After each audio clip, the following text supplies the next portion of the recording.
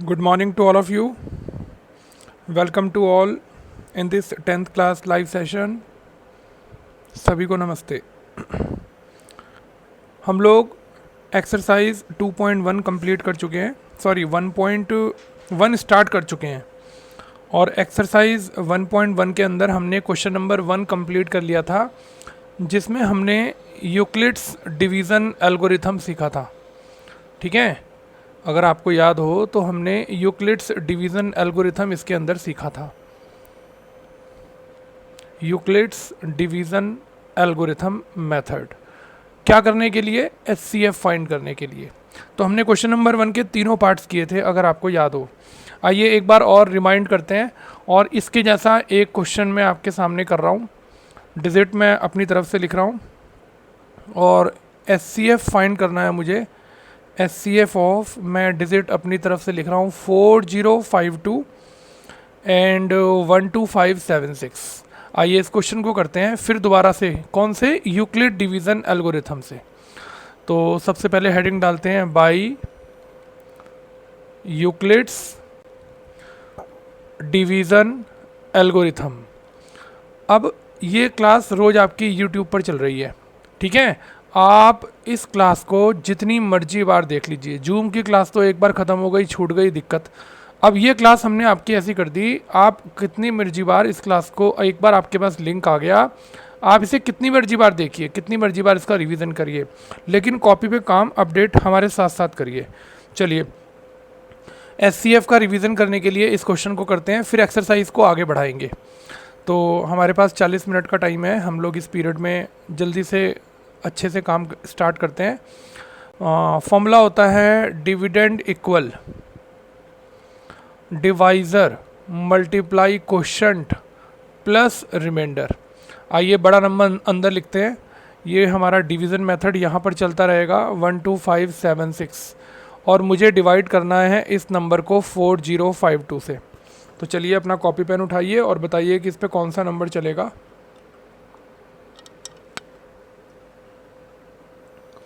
I think 3 चलेगा, क्योंकि 3 4 जा 12 होता है, 3 2 जा 6. और जब मैं इसके ऊपर चलाऊंगा नंबर 4052 का, तो 3 2 जा 6, 3 5 जा 15, 3 4 जा 12. बिल्कुल सही चला. ये मेरे पास नंबर आ गया 420. तो मैंने एक बार डिवाइड किया, अब मैं एक बार यहाँ लाइन लिखूंगा. डिविडेंड कौन है? जो नंबर बीच में होता है, यानी कि 1 2 5 7 6. आराम से समझिए. किससे डिवाइड किया? 4052 से. क्वेश्चन क्या आया? 3 आया. बताइए रिमाइंडर क्या बच गया? 420. चलिए आगे चलते हैं.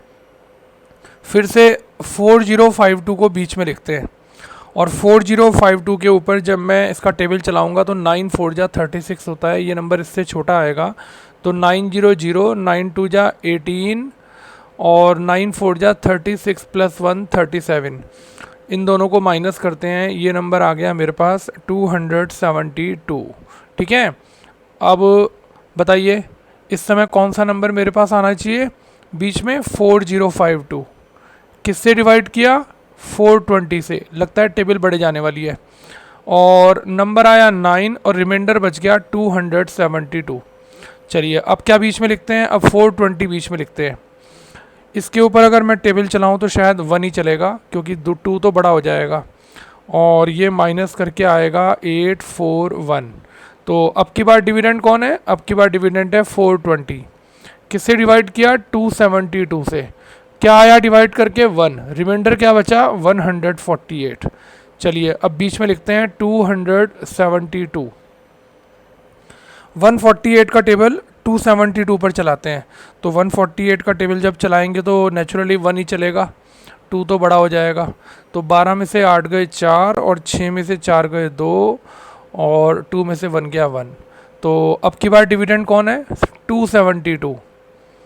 किससे डिवाइड किया? डिवाइज़र 148. क्वेश्चन आया 1, रिमाइंडर बचा 124. चलिए अब थोड़ा है जगह नहीं है, 124 बाहर और 148 अंदर. टेबल चलाते हैं, नेचुरली 1 चलेगा और 24 आएगा. तो अब की बार डिविडेंड हो गया 148, जिससे डिवाइड किया वो डिवाइज़र. क्वोशंट और रिमाइंडर हो गया 24। अब 24 का टेबल 124 पर चलाते हैं और आई थिंक 5 चलना चाहिए, 120 आएगा, नीचे 4 बच गया। तो हमारा इस समय डिविडेंड है 124। देखो कितना सारे, 1 2 3 4 5, छठा नंबर आ चुका, अभी तक कंप्लीट नहीं हुआ। 24 से डिवाइड किया तो कोई एक बार में हो जाता है, कोई 3 बार में, कोई 4 बार में, और अभी देखो 6-7 बार में हो रहा है। 5 आया और रिमाइंडर बच गया 4। तो अब मुझे लगता है हमारा आंसर आने वाला है 4 6 या 24, नीचे बच गया 0। तो बताइए आखिरी लाइन हमारे पास क्या आई, डिविडेंड है 24, 4 से डिवाइड किया, 6 क्वोशंट आया, रिमाइंडर आया 0। क्या लिखेंगे, सिंस रिमाइंडर 0 हुआ इसलिए बताइए एचसीएफ क्या हो गया। जो डिवाइज़र होता है ना, जो डिवाइज़र, उसी को एचसीएफ बोलते हैं। और ये आपके इस क्वेश्चन का आंसर हो गया। देखिए कल मैंने 3 क्वेश्चन आपके साथ किए थे, और मतलब द डे जो कल छुट्टी थी उससे पहले। और देखिए आज एक क्वेश्चन और मैंने एचसीएफ का आपके सामने किया।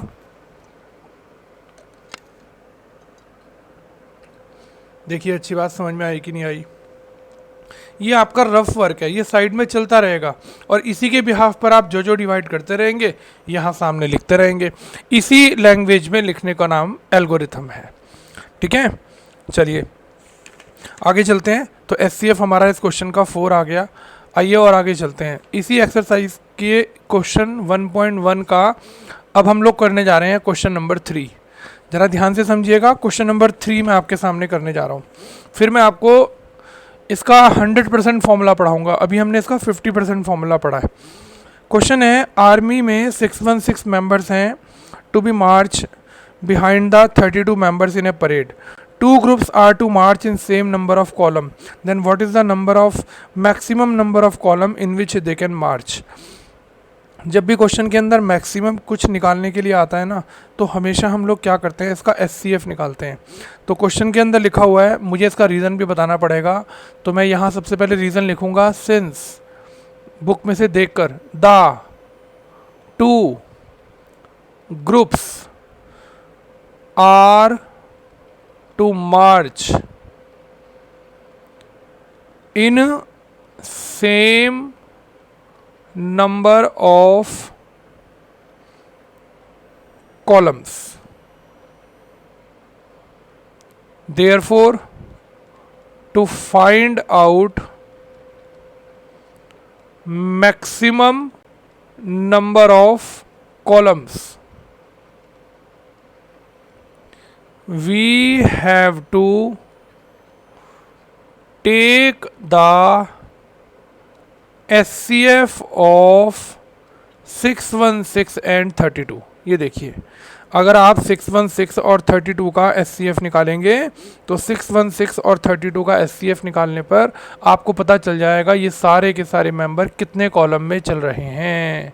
ठीक है, तो चलिए HCF। अब इसने यहाँ कोई नाम तो दिया नहीं कि भाई आप फैक्टराइजेशन मेथड से HCF निकालो या यूक्लिड मेथड से, तो आप किसी भी मेथड से निकाल सकते हो।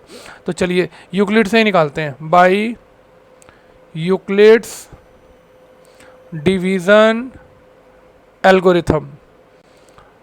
Dividend equal divisor multiply quotient plus remainder. चलिए कौन बताएगा कौन है डिविडेंड। डिविडेंड है इस समय 616 और किससे डिवाइड किया जा रहा है, 32 से।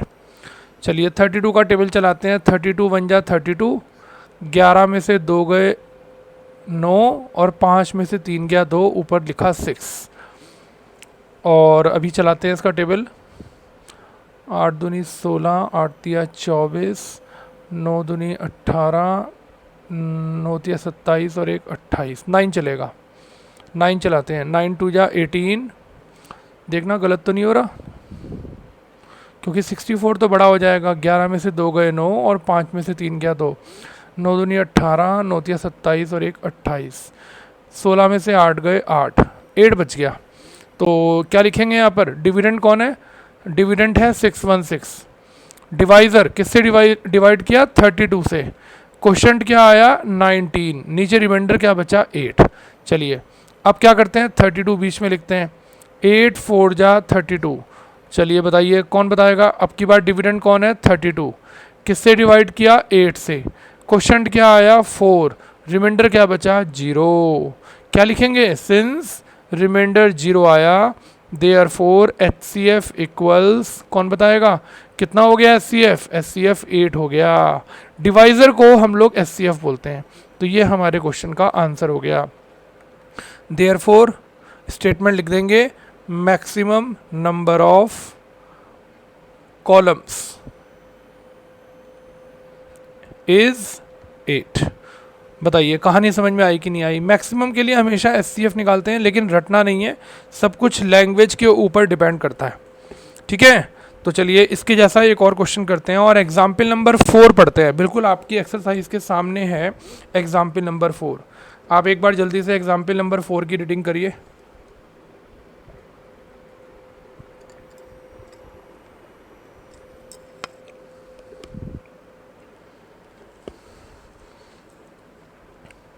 एग्जाम्पल नंबर 4 पढ़ लिया, मैं भी पढ़ रहा हूँ आपके सामने। देखिए, एक मिठाई की दुकान में 420 काजू बर्फ़ी हैं और 130 बादाम बर्फ़ी हैं। काजू की जो बर्फ़ी हैं वो 420 है और जो बादाम की बर्फ़ी है उनकी संख्या 130 है। जो लेडी स्वीट सेलर है वो चाहती है कि वो इन सबको सेम नंबर में अरेंज करे, उसके लिए उसको कम से कम एरिया यूज़ करना है। तो कह रहा है कि बताइए कितनी ज़्यादा स्टैक्स लगाएं जिससे ये उसका पर्पस कंप्लीट हो जाए। अब जगह, अगर जगह कम घेरेगी तो इसका मतलब कॉलम्स ज़्यादा बनाने पड़ेंगे, अगर जगह कम घेरेगी तो कॉलम ज़्यादा बनाने पड़ेंगे, और ज़्यादा कॉलम बनाने के लिए आपको क्या करना पड़ेगा, HCF निकालना पड़ेगा। ठीक है, तो मैक्सिमम लीस्ट एरिया तभी होगा जब स्टैक्स में ज़्यादा बर्फियाँ आएंगी। तो सबसे पहले मैं लिख रहा हूँ यहाँ पर रीज़न। देखिए क्या, since each stack has, book में से लाइन लिखेंगे, same number and they take up the least area, therefore maximum number of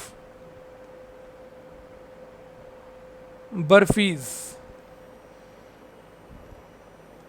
to be put in tray। आप दुकानदार के पास जाते हैं, हलवाई के पास, तो एक ही ट्रे में उसने कितनी सारी बर्फ़ी के पीस एक के ऊपर एक लाइनें लगा रखी होती हैं। तो इन दो तरह की बर्फ़ी को उसको एक ट्रे में एडजस्ट करना है।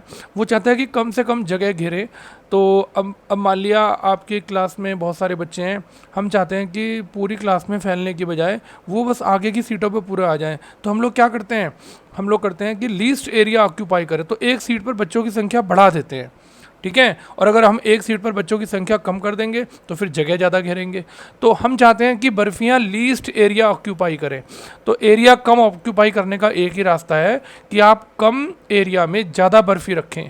और ज़्यादा बर्फ़ी का मतलब क्या हुआ, क्वेश्चन के अंदर आपको क्या निकालना है, HCF निकालना है। तो लिखेंगे so we have to take the HCF of 420 and 130। तो अब आपके पास दो मेथड हैं, आप चाहे इसको फैक्टराइजेशन मेथड से कर लीजिए, आपकी मर्जी, आप इसको यूक्लिड्स मेथड से कर लीजिए, आपकी इच्छा है।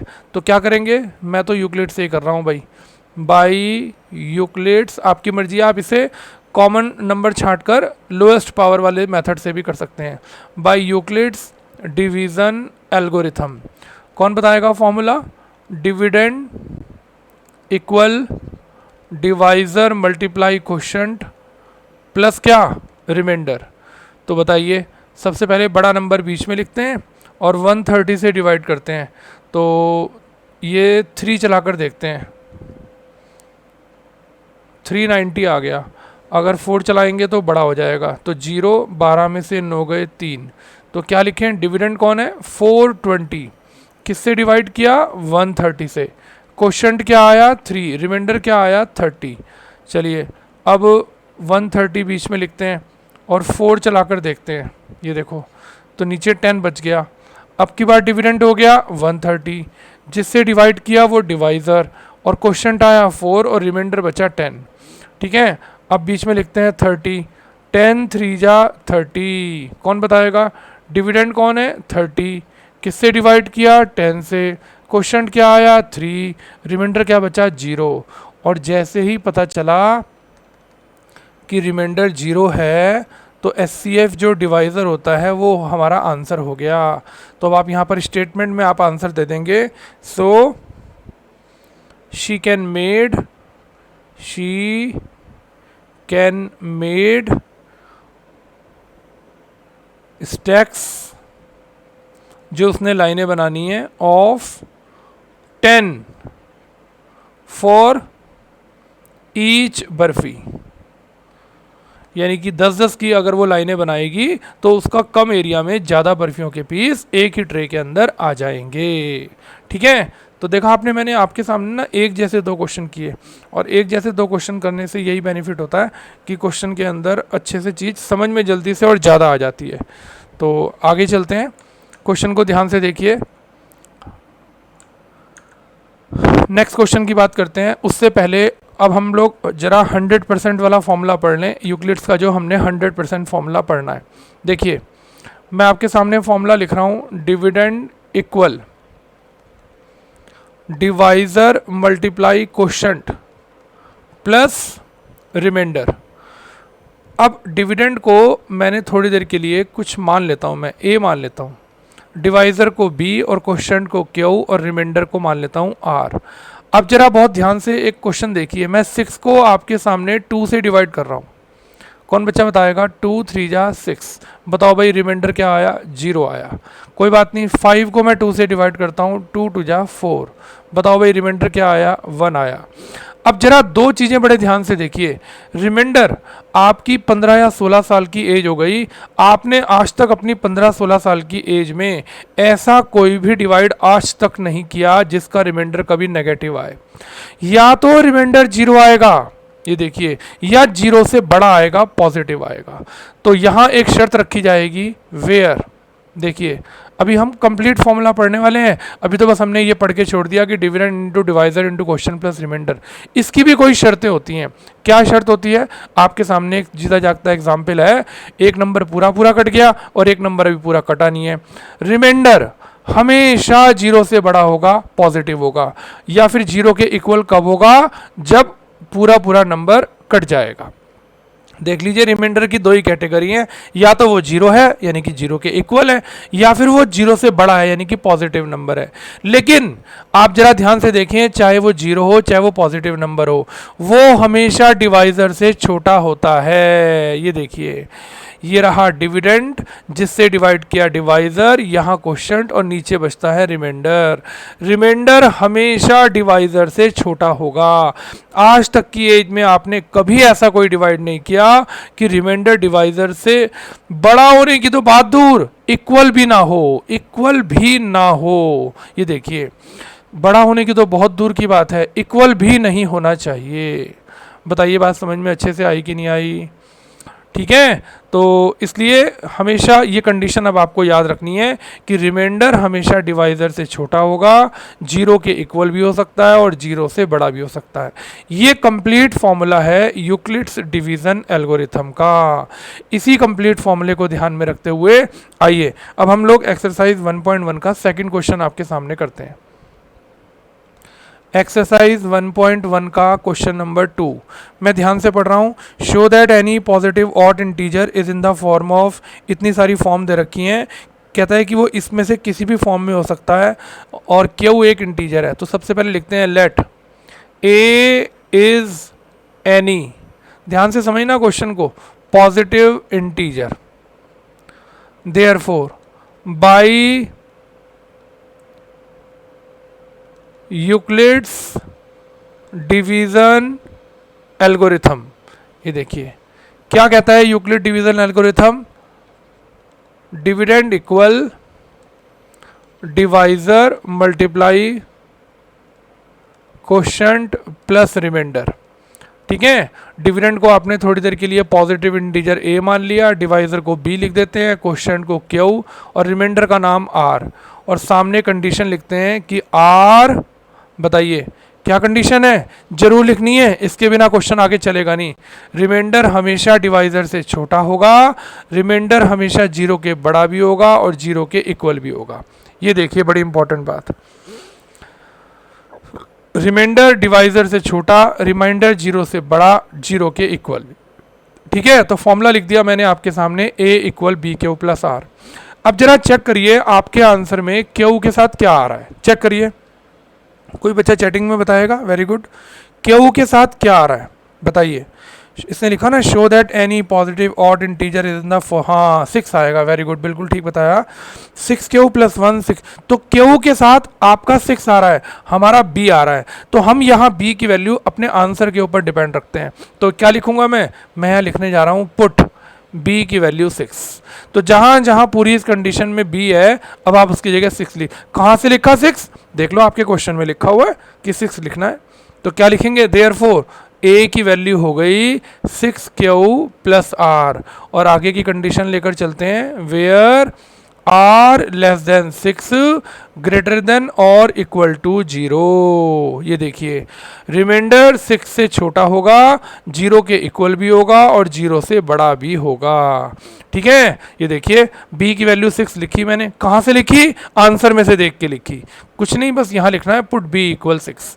अब जरा क्वेश्चन देख के बताइए, रिमाइंडर 6 से छोटा होगा और 6 से छोटे नंबर कौन कौन से होंगे, लेट बताओ भाई, r की क्या क्या वैल्यू लें, कौन बताएगा, एक तो 0 लेंगे, 1 लेंगे, 2 लेंगे, 3 लेंगे, 4 लेंगे, 5 लेंगे, 6 नहीं लेंगे क्योंकि रिमाइंडर 6 से छोटा है। और 0 ही क्यों लिया, क्योंकि रिमाइंडर 0 भी हो सकता है और 0 से बड़ा भी। तो ये r के इतने सारे आंसर अब मैं इस वैल्यू में पुट करूंगा, लिखेंगे देयरफॉर, कौन बच्चा बताएगा, अब a का आंसर क्या क्या आने शुरू हो गए। अगर मैं इस r के सारे आंसर्स को एक एक करके इस एक्सप्रेशन के अंदर पुट करूं 6q + r में, चलो भाई पुट करना शुरू करते हैं। सबसे पहले रिमाइंडर की जगह 0 लिखते हैं, तो देखो आंसर आएगा 6q। अब 1 पुट करते हैं तो आंसर आएगा 6q + 1। अब 2 पुट करते हैं, आंसर आएगा 6q + 2। 3 पुट करते हैं 6q + 3, 6q + 4 और 6q + 5। ये देखिए कितने सारे नंबर आ गए। ये देखिए अगर मैं आपके क्वेश्चन में से ऑड शब्द हटा दूं तो देखिए मेरे कितने सारे पॉजिटिव इंटीजर्स आ गए, लेकिन क्या लिखेंगे, so required positive odd integers are. आइए इसमें से जो इंटीजर्स पॉजिटिव हैं और ऑड हैं उनको छाट लेते हैं। तो बताइए 6q तो ऑड नहीं है, तो पहला पॉजिटिव ऑड इंटीजर कौन सा हुआ, 6q + 1। चलिए अगला कौन बताएगा कौन सा होगा, 6q + 3, और अगला कौन सा होगा 6q + 5। ये देखिए ये 3 आंसर मेरे क्वेश्चन के अंदर आए। कोई बात नहीं, एक बार दोबारा समझते हैं। सबसे पहले a को पॉजिटिव इंटीजर लेट करना है, ध्यान से समझिए, ऐसे 1-2 क्वेश्चन में अभी आपके सामने और भी करने वाला हूँ, अभी हमारे क्लास में टाइम है। ठीक है, मैं आपके सामने एक दो क्वेश्चन अभी और भी करने वाला हूँ। ये देखिए आप ध्यान से समझिए, सबसे पहले पॉजिटिव इंटीजर को a लेट करना है, उसके बाद फॉर्मूला लिखना है dividend equal divisor into quotient plus remainder. ठीक है, डिविडेंड पॉजिटिव इंटीजर को आपने a मान लिया, डिवाइजर की जगह b लिख दीजिए, क्वोशिएंट का q, रिमाइंडर का r, और शर्त रखिए कि रिमाइंडर हमेशा डिवाइजर से छोटा होगा, 0 के इक्वल होगा, 0 से बड़ा होगा। अब क्या करेंगे, b की जगह 6 पुट करेंगे, b की जगह 6 क्यों पुट करेंगे, क्वेश्चन के आंसर में लिखा हुआ है कि b का आंसर 6 है। देखो आपके कोफिशिएंट में आंसर में q से पहले 6 आ रहा है। ठीक है, तो 6 पुट कर दिया। अब रिमाइंडर 6 से छोटा है, 6 से छोटा तो 0 से 5 तक नंबर होंगे, तो सारे 0 से 5 तक एक एक करके वैल्यू पुट करी, और इसमें उसने कहा ऑड छांटो तो ऑड छांट दिया, वो कहता है इवन छांटो तो इवन छांट देते। जरा सोचकर बताइए, अगर यहाँ b की वैल्यू 4 होती तो आप कौन कौन से आंसर लेते, बताइए चैटिंग में। अगर b की वैल्यू 4 होती तो आप r के क्या क्या आंसर लेते, बताइए। आप r के आंसर लेते 0, गुड, 1 2 3, 4 से छोटे लेते। अच्छा अगर 2 होता तो क्या लेते, 0 और 1 लेते। ठीक है, आया कुछ लिखना क्वेश्चन कैसे करते हैं? बिल्कुल इसी मेथड से, इसी सिमेट्री में लिखना है। अभी ना मैं आपके सामने एक और क्वेश्चन आपको करवाता हूँ जिससे थोड़ा सा पक्का हो जाएगा। आइए सामने वाले पेज पर एग्जाम्पल नंबर 2 पर चलते हैं, जल्दी से पढ़ते हैं। Show that every positive integer is in the form of 2q and even positive odd integer is in the form of 2q + 1। वो यानी कि आपसे क्वेश्चन में इवन भी पूछ रहा है और ऑड भी। तो हमारा काम तो सबसे पहले है let a is any positive integer, ये देखिए, ठीक है।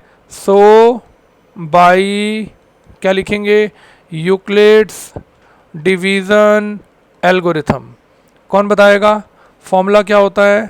Dividend equal divisor multiply quotient plus remainder. चलिए डिविडेंड पॉजिटिव इंटीजर को मैंने ए ले लिया, डिवाइजर का नाम बी लिख देते हैं, कोशेंट को क्यू और रिमाइंडर को आर। और सामने क्या शर्त रखूं? आर बी से छोटा होगा, 0 के इक्वल भी होगा, 0 से बड़ा भी होगा। आज देखते हैं, आपकी परीक्षा की घड़ी आ गई। कौन बच्चा क्वेश्चन का आंसर देखकर बी की वैल्यू बताएगा? देख लीजिए, every positive integer is in the form of 2q और 2q + 1। तो क्वेश्चन पढ़ने से साफ साफ दिखाई दे रहा है कि बी की वैल्यू 2 लेंगे। बताइए, क्वेश्चन में साफ दिखाई दे रहा है कि बी की वैल्यू क्या लेंगे? 2 लेंगे। चलिए 2 पुट करते हैं। सो कौन बताएगा? ए की वैल्यू हो गई, बी की जगह 2 लिखा, 2q + r, वेयर रिमाइंडर 2 से छोटा होगा, 0 से इक्वल होगा और 0 के बड़ा होगा। ये देखिए, रिमाइंडर बी की जगह मैंने 2 लिख दिया, जहां जहां लाइन में बी था देखो मैंने 2 पुट कर दिया। ठीक है, अब समझ में आने लगा। अब बताइए, रिमाइंडर 2 से छोटा है तो क्या करेंगे? सो आर का आंसर 0 लेंगे और 1, बस 2 से छोटे तो यही 2 नंबर होंगे। कौन बच्चा बताएगा? सो बताओ भाई, ए की वैल्यू क्या हो गई? आर की जगह 0 पुट करो, इस लाइन में आर की जगह 0 पुट करो, आंसर 2q आ गया। अब जरा 1 पुट करो तो आंसर 2q + 1 आ गया। क्या लिखें? So positive even integer is 2q and positive odd integer is, बताओ ऑड कौन सा होगा? 2q + 1। तो इस क्वेश्चन में उसने आपसे इवन के अलग पूछ लिया और ऑड का अलग पूछ लिया। अब बताइए, कहानी कुछ कुछ समझ में अच्छे से आई कि नहीं आई? बताइए, अगर अच्छे से समझ में आई है तो मैं एक और क्वेश्चन करता हूँ, बस आखिरी क्वेश्चन आज की क्लास का। ठीक है, चलिए एक और क्वेश्चन करते हैं और अच्छे से समझ में आएगा। एग्जाम्पल नंबर 3 करते हैं, चिंता मत करिए। एग्जाम्पल 3 करते हैं। Show that any positive odd integer. अब ऑड कहा उसने तो क्या लिखूं? सबसे पहले लेट लिखो अब आप मेरे साथ, ए इज एनी, बोलो क्या? Positive integer. देयरफॉर बाई क्या लिखूं? Euclid's division algorithm. बताइए क्या फॉर्मूला होता है? Dividend equal divisor into quotient plus remainder. और शर्त क्या होगी कि रिमाइंडर हमेशा 0 के बड़ा भी होगा, 0 के इक्वल भी होगा, लेकिन हमेशा डिवाइजर से छोटा होगा। देखा आपने, सब क्वेश्चन एक जैसी मेथड से स्टार्ट हो गए। तो ए को पॉजिटिव इंटीजर मान लिया, ऑड इवन का फैसला लास्ट में करेंगे। ऑड इवन स्टार्टिंग में नहीं लिखते। फॉर्मूला लगाया, देखते हैं अब आप में से कोई बच्चा बता सकता है कि बी की वैल्यू को क्या लिया जाए? वेरी गुड, बताइए। Anybody just me tell about the value of B.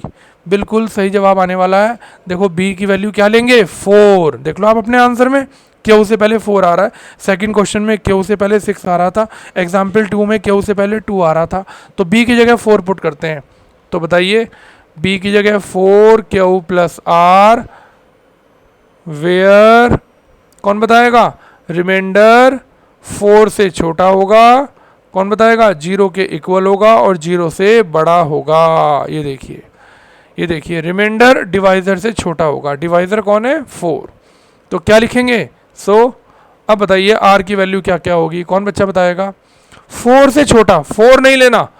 जब 6 लिया था तो 5 तक लिए थे, जब 2 लिया था तो 1 तक लिए थे, अब 4 है तो 3 तक लेंगे। तो r की वैल्यू एक तो 0 हो गई, एक 1 हो गई, एक 2 हो गई और एक 3 हो गई।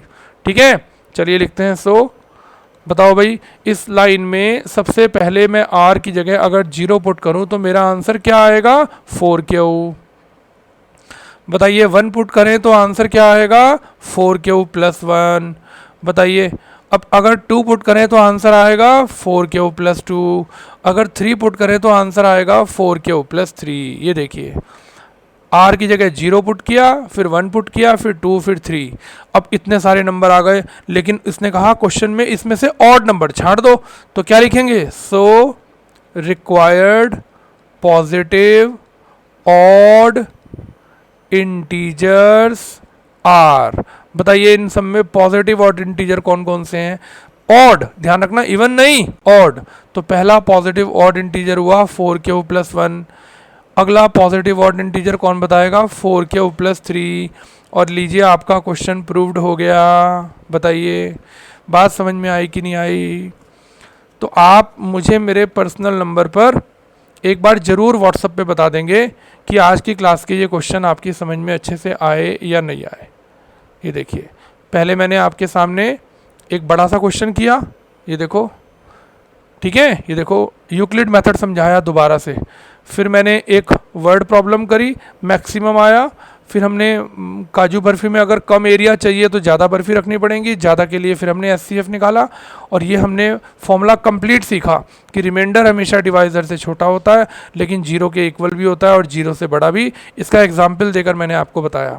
और फिर मैंने ये क्वेश्चन किया सेकेंड, फॉर्मूला लिखा, b की जगह 6 पुट किया और रिमाइंडर 6 से छोटा होगा। देखो यहाँ कंडीशन है, रिमाइंडर 6 से छोटा होगा, राइट। तो ये देखिए इतने सारे आंसर आ गए। फिर मैंने एक और एग्जाम्पल किया जिसमें b की वैल्यू 2 ली, इवन अलग छाट दिया, ऑड अलग।